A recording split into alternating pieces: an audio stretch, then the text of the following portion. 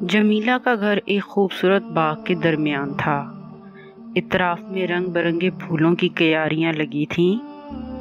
ان کے علاوہ اس میں آم، امرود، کیلے، چیکو اور ناریل وغیرہ کے درخت بھی تھے۔ جمیلہ بڑی اچھی لڑکی تھی۔ صبح سویرے اٹھتی، نماز اور قرآن پڑھتی اور پھر باغ کی سیر کو نکل جاتی۔ گھر آ کر اپنی امی کا ہاتھ بٹاتی اور پھر اسکول چلے جاتی۔ اس کی استانیاں اس سے بہت خوش رہتی تھیں، کیونکہ وہ ماں باپ کی طرح ان کا بھی کہنا مانتی تھی اور خوب جی لگا کر پڑھتی تھی۔ جمیلہ کے کمرے میں کتابوں اور کھلونوں کی الماریاں خوب سجی ہوئی تھیں۔ فرصت کے اوقات میں وہ کتابیں پڑھتی اور کبھی نت نئے کھلونوں سے بھی کھیلتی۔ اسی باغ کے کونے میں ایک چوہے اور چوہیا کا بل بھی تھا۔ ان کے بہت سے بچے تھے۔ ننھے ننھے چمکدار آنکھوں اور کھال والے یہ بچے دن بھر اپنے بل میں کھیلتے رہتے۔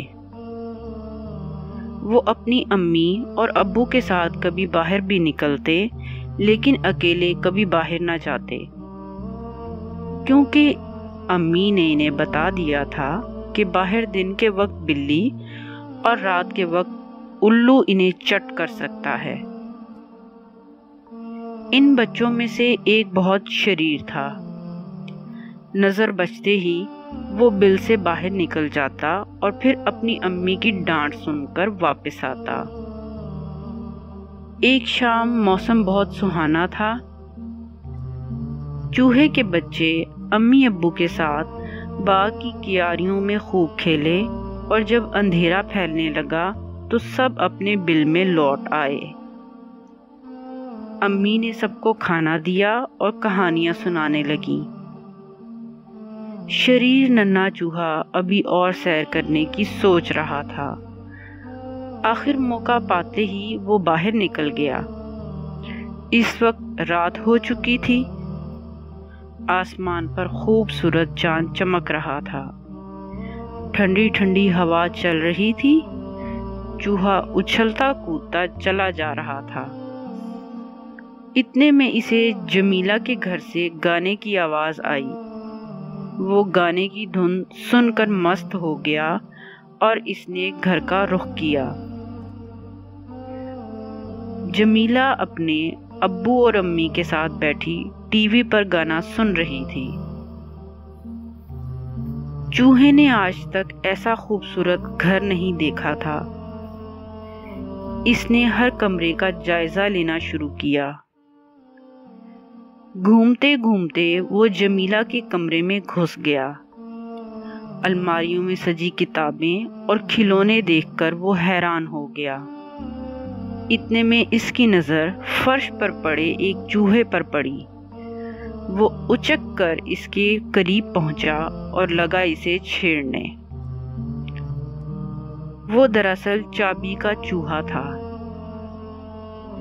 اس الٹ پلٹ سے اس کے پہیے گھومنے لگے۔